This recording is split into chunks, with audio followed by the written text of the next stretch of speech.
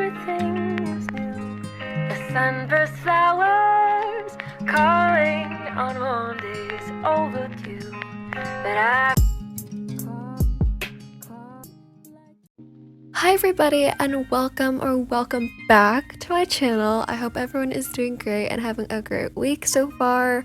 So today I finally am gonna do the video that I've had so many people in the past ask for, and that is how I film and edit my videos.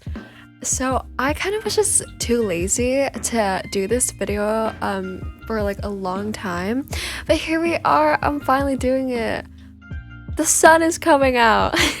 Also, ignore the wall in the back. I'm trying to do a detailed house right now. We're just gonna ignore it. Okay, I'm trying to learn how to build detailed. And I kind of deleted all my plots because actually, that's a really good question. I don't know why. I kind of deleted all the houses from my plots. So, and I was working on this house. So I was like, you know what? I'll just use this for my background for this video.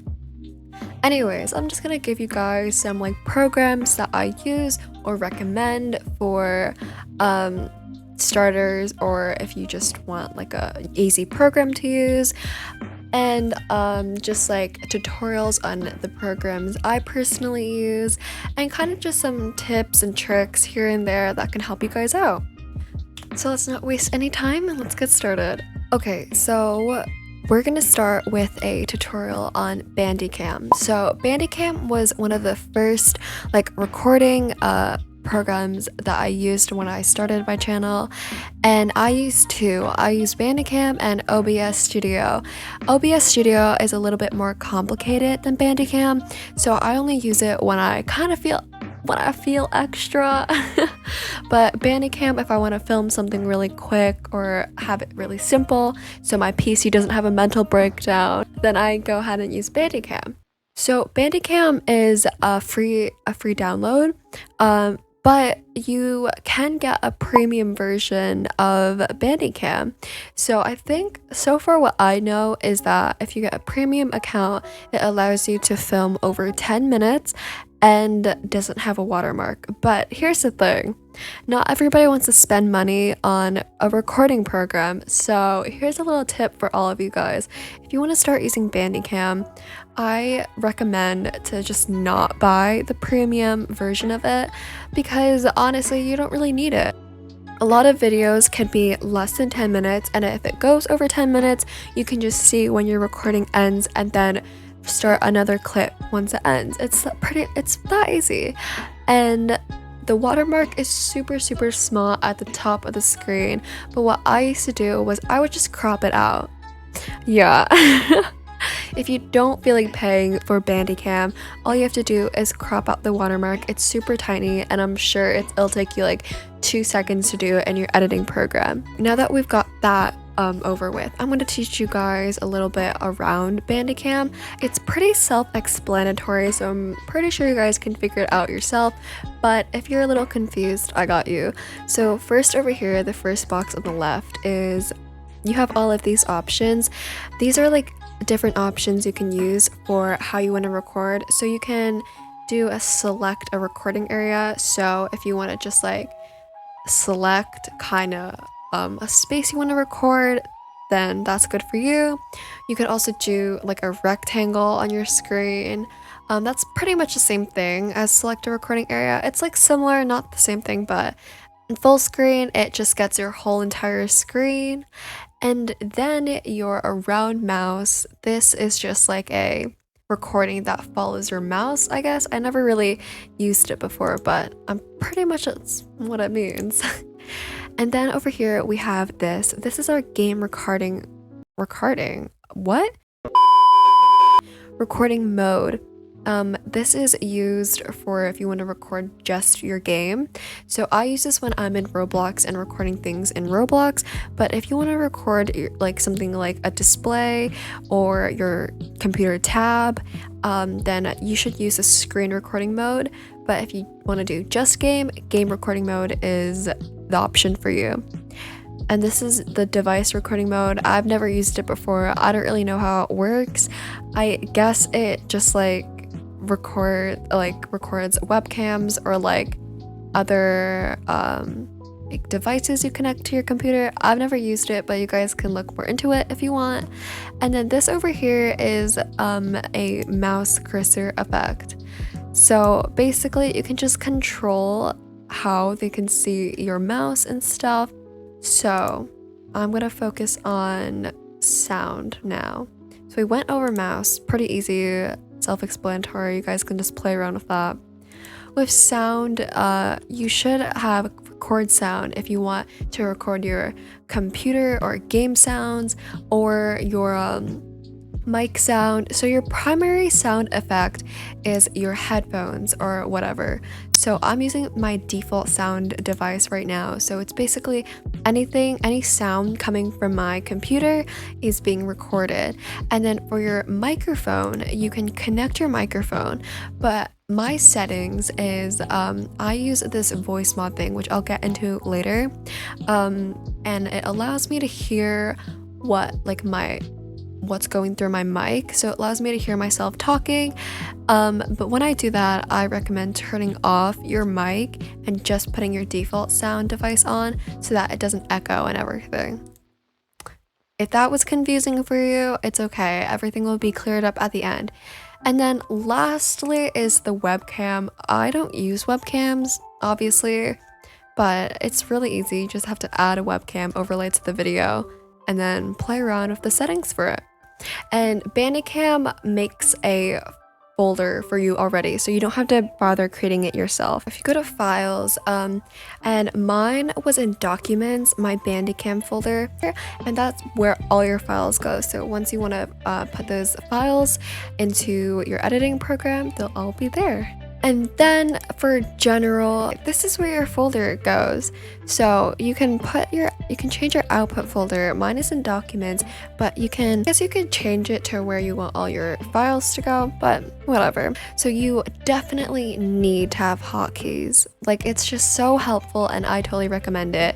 So to stop and start your recording, I use Alt, that's my hotkey, and what it does is that once you press that button, it starts your recording, and then once you press it again, it stops. And then same thing for everything else. That's basically it with Bandicam. Self-explanatory, let's move on. Okay, so that's it for Bandicam, and like I mentioned before, I also use OBS Studio. If you guys want to get more into OBS Studio, I recommend checking out other tutorials on YouTube, because here's the thing, I'm still learning how to use it, and it's pretty complicated for me because I'm stupid and my brain is slow. But honestly, I think once you figure out how it works, it should be simple enough. So I recommend just some other videos on that, because I am definitely not going in depth into OBS today. That is not my path. Everything I talk about in this video, links for help will be in the description. So I have some tutorials on OBS Studio in my description if you want to go check them out. Those are the tutorials I used when I first started OBS Studio. And now let's move on to how I edit my videos. The editing program I use is DaVinci Resolve. Again, all of the links to the downloads will be in the description. This is a free, yes. So DaVinci Resolve is, honestly, I thought it was complicated at first. I was like, there's no way I'm learning how to use this. But it's actually pretty easy to use. I don't know if it supports Mac or anything else, but all I know that is it supports Windows. You guys are just gonna have to go into it and search more about it if you want to know.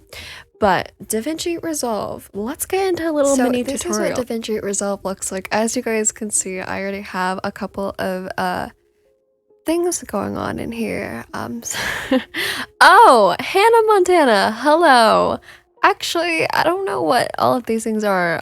I don't remember making this video. DaVinci Resolve is, again, pretty self-explanatory once you figure it out. So to start a new video, you just come down to New Project and then name your project. So we'll just be like Test and Create. Right, so this is how it's gonna look like once you open up the program. So don't panic. I know it looks really, really confusing, but I promise you half of the things in here you probably won't use if you just want to look for something that's free and easy to use for editing your videos. Go up to File and then Import and then Media. Once you open up Media, you're gonna see your folder, and then you're just gonna find where your file is. So for me, I go to Bandicam or OBS Studio, whatever I use to record, find my file and select it. Once you've done that, you're gonna see your file here. If you don't see anything, just make sure you're in Media Pool, because that's where all your files are gonna be imported to. And then here you see you can just drag around your video and stuff. By the way, I have DaVinci Resolve 17, so make sure you get that version. You just have to drag your file into the timeline, so right down here. And then as you can see, it loads in. I'm just using this random clip, I have no idea.